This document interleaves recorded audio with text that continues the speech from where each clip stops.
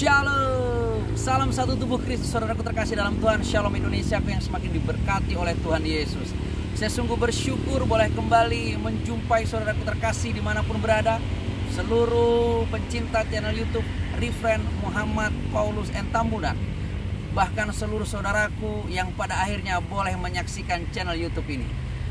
Saudaraku terkasih dalam Tuhan, kembali saya ingin mengajak kita untuk terus memberikan dukungan penuh kepada perkembangan channel YouTube ini agar terus boleh berkembang dan semakin boleh menjangkau banyak orang. Terima kasih untuk setiap dukungan Anda melalui subscribe, like, comment, and share channel YouTube ini. Saudaraku terkasih dalam Tuhan, hari-hari ini kita berbicara tentang antikris dengan segala tipu dayanya. Tentang bagaimana orang yang mengaku Kristen tapi bisa mengatakan bahwa Yesus bukanlah juru selamat, bahwa Yesus bukanlah terang dunia, dan Yesus bukanlah gembala yang baik. Saudaraku terkasih dalam Tuhan, hari ini saya ingin berbicara dari pengalaman hidup saya yang lahir sebagai seorang muslim, tapi hari ini boleh menjadi seorang hamba Tuhan, bahkan menjadi seorang pemberita Injil Kerajaan, menggembalakan domba-domba yang Tuhan percayakan untuk saya gembalakan di beberapa kota yang ada di bangsa ini. Saudaraku terkasih di dalam Tuhan, Kristen pengetahuan versus Kristen berpengalaman pribadi dengan Tuhan. Kristen yang dilahirkan karena mungkin sudah lahir dari keturunan Kristen, dan kekristenan yang dia jalani adalah hasil dari pengetahuan, dari membaca buku, dari sekolah teologi, atau dari pengajaran gembalanya, atau pengajaran pendetanya, atau yang dia dapat dari media sosial. Dan akan kita lihat perbandingan dengan Kristen yang lahir karena Tuhan, karena pengenalannya akan Tuhan, atas perjalanan imannya melalui hubungan pribadinya dengan Tuhan. Kristen pengetahuan PS Kristen rohani akan memiliki dampak yang berbeda, gaya hidup yang berbeda, pemikiran yang berbeda, dan cara sudut pandang keimanan yang berbeda. Saudaraku terkasih dalam Tuhan, kita tidak pernah melarang orang untuk terus belajar. Bahkan saya secara pribadi mendorong diri saya dan mendorong setiap orang yang saya gembalakan, yang saya muridkan untuk terus belajar. Tapi belajarnya bukan dari manusia atau dari bangku sekolah saja, tapi yang paling utama adalah belajar membangun keintiman dengan Tuhan, membangun pengenalan pribadi yang benar dengan Tuhan, belajar masuk ke dalam dimensi roh dan mengerti tentang hukum-hukum roh, sehingga roh Tuhan akan mengajar setiap kita. Karena firman Tuhan berkata dengan sangat jelas begini, saudaraku terkasih, di dalam Injil Yohanes pasal yang keempat, mulai ayat yang ke-23, firman Tuhan berkata begini: tetapi saatnya akan datang dan sudah tiba sekarang, bahwa penyembah-penyembah benar akan menyembah Bapa dalam roh dan kebenaran, sebab Bapa menghendaki penyembah-penyembah demikian.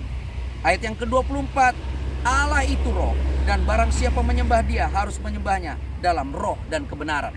Jadi saudaraku terkasih di dalam Tuhan, hari ini adalah masa ini adalah masa di mana Roh Kudus mengambil alih seluruh tugas daripada Bapa dan juga Yesus Kristus Tuhan. Roh Kudus hari ini menguasai seluruh bumi. Roh Kudus memiliki kuasa yang sama dengan kuasa Tuhan, karena ini adalah masanya, ini adalah zamannya. Maka dikatakan di saat Roh Kudus itu dicurahkan, maka roh itu akan mengambil alih seluruh tugas daripada Yesus Kristus Tuhan. Tugas yang selama masa hidupnya dia kerjakan atas kehendak Bapa. Saudaraku terkasih dalam Tuhan, firman ini jelas bahwa penyembah-penyembah benar akan menyembah Bapa dalam roh dan kebenaran, bukan di dalam pengetahuan. Sebab Bapa menghendaki penyembah-penyembah yang demikian. Sehingga kita akan menyadari betul, karena Allah itu adalah roh, Dan barang siapa menyembah dia harus menyembah di dalam roh dan kebenarannya, bukan di dalam pengetahuannya. Tidak ada salahnya orang bergelar S1, S2, S3, bahkan sampai profesor teologi. Tapi dia harus kembali kepada kebenaran yang sejati. Untuk menjadi seorang hamba Tuhan, untuk menjadi seorang anak Allah, harus ada roh Tuhan di dalam dirinya. Dan dia harus melakukan segala hal di dalam tindakan keimanannya, tindakan pelayanannya sesuai dengan kebenarannya. Bukan kebenaran pengetahuannya, bukan kebenaran yang dia dapat dari orang lain karena pengajaran orang lain, bukan kebenaran yang dia dapat dari orang lain karena pengajaran sebuah doktrin yang dia terima. Tapi sekali lagi, dia harus melakukan segala hal dalam perjalanan imannya, dalam kehidupan imannya, di dalam segala hal kekristenan yang dia percayai bahwa Yesus sebagai Tuhan dan Juru Selamatnya, di atas satu hal, yaitu roh yang memimpin dan kebenaran yang mendasari. Jadi saudaraku terkasih dalam Tuhan, akan sangat berbahaya jika kita menjadi seorang Kristen yang berdasarkan pengetahuan. Karena pengetahuan manusia itu sangat terbatas, sangat kecil sekali. Mau gelarnya S1, S2, S3, teologi, mau profesor teologi, pengetahuannya sangat kecil, saudara. Dibanding jika roh itu kita terima, dan roh itu bekerja dalam hidup kita dan memimpin kita kepada setiap kebenarannya untuk melakukan perkara Tuhan yang ajaib dan dahsyat. Pengalaman roh saya dengan Tuhan, saya masih ingat betul bagaimana Desember 2006 saya divonis dokter mati. Oleh karena sakit penyakit yang saya alami, hari itu saya tidak dan menolak Yesus sebagai Tuhan dan Juru Selamat. Hari itu saya berpengalaman pertama dengan Tuhan. Di saat Tuhan Yesus secara pribadi menghampiri hidup saya, dia berkata, bangkitlah dan ikut aku. Saya menolak mentah-mentah. Saya katakan, engkau Yesus bukan Tuhan, engkau Yesus hanya seorang Rasulullah.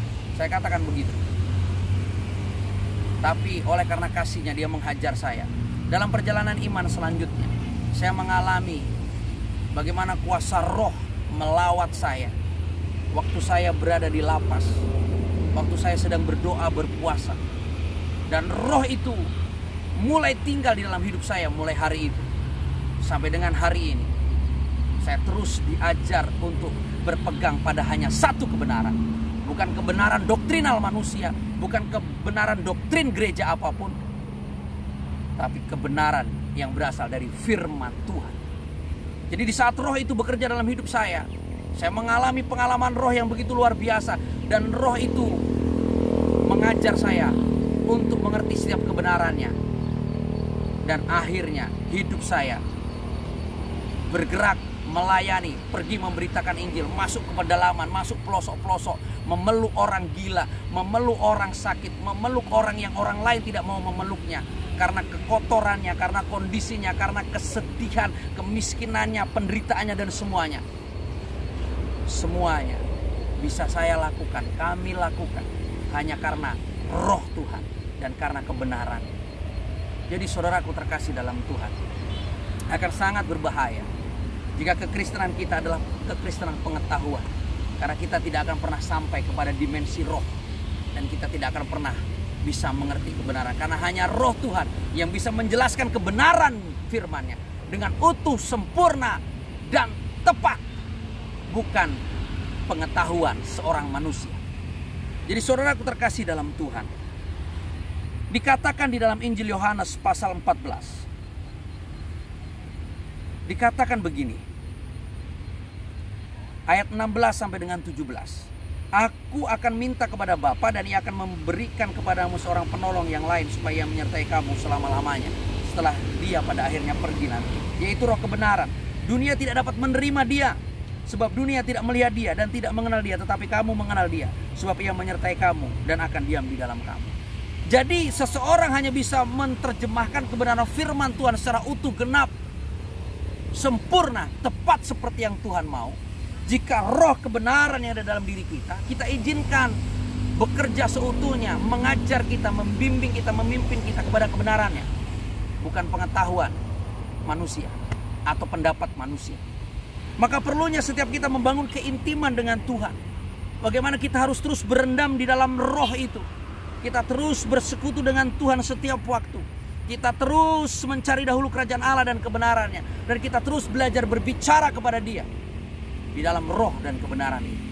Dimensi roh itu sangat nyata, saudaraku. Dimensi roh itu sangat luas. Dimensi roh itu sangat besar dan sangat ajaib dan dahsyat. Jauh melebihi dimensi pengetahuan, dimensi dunia ini. Maka saya tidak pernah gentar jika saya harus memberitakan Injil kemanapun seorang diri. Karena ada roh Tuhan yang tinggal di dalam saya. Dan roh itu adalah roh penghibur, Roh Kudus yang akan diutus oleh Bapa dalam nama Yesus. Dialah yang akan mengajarkan segala sesuatu kepadamu dan akan mengingatkan kamu akan semua yang telah kukatakan kepadamu. Dan di saat roh itu sudah kita terima, Roh Kudus Tuhan itu yang diutus oleh Bapa dalam nama Yesus itu, Dia akan mengajarkan segala sesuatu kepada kita. Maka saya katakan, saya tipe orang yang sangat tidak mudah percaya dengan ajaran, pendapat, doktrin yang dibuat oleh manusia manapun. Sebelum saya berdiam diri dengan Tuhan, merenungkan firman itu, dan saya memohon belas kasih Roh Kudus Tuhan untuk mengajarkan kepada saya tentang segala hal yang Tuhan Yesus sudah perkatakan di dalam Injilnya, bahkan di seluruh kebenaran Alkitab itu yang adalah firman yang benar itu. Saya akan terus bertanya, karena Dia dan hanya Dia satu-satunya pribadi yang bisa mengajarkan kita tentang kebenaran. Manusia hanya bisa mengajar kita sampai pada level hampir benar atau seolah-olah benar. Pendapatnya seolah-olah yes, tapi belum teruji oleh apapun. Maka mari kita kembali kepada apa yang tertulis, kembali kepada firman. Mari kita hidup, belajar bergaruk kalib dengan roh Tuhan, dan mari kita terus bersekutu dengan roh itu, dan mari kita terus memberikan diri dan waktu kita untuk terus merenungkan firman bersama roh itu yang akan mengajarkan kita tentang kebenaran. Karena di saat roh itu mengajar, maka semuanya akan ada dalam ketepatan. Untuk itu, jadilah Kristen rohani, Kristen roh Tuhan, Kristen Roh Kudus, Kristen yang terus bergantung dan hidup hanya karena kuasa rohnya yang ada dalam kita, bukan Kristen pengetahuan. Karena Kristen pengetahuan, dengan pengetahuan yang seolah benar, akan mudah menyangkali Yesus dengan segala tipu daya. Dia merasa punya pengikut, merasa hamba Tuhan yang besar, siapapun itu. Tapi ingat, Yesus akan menolak segala hal yang dirasa benar oleh manusia, karena kebenaran yang sejati berasal daripada Tuhan. Saya Difren Muhammad Paulus M. Tambunas kembali mengajak kita kembali kepada kebenaran firman yang absolut, dan biarkan roh Tuhan mengambil alih seluruh kehidupan dan memimpinmu berjalan dari satu kemuliaan kepada kemuliaan semakin besar. Salam kemenangan, salam satu tubuh Kristus. Tuhan Yesus berkati. Shalom.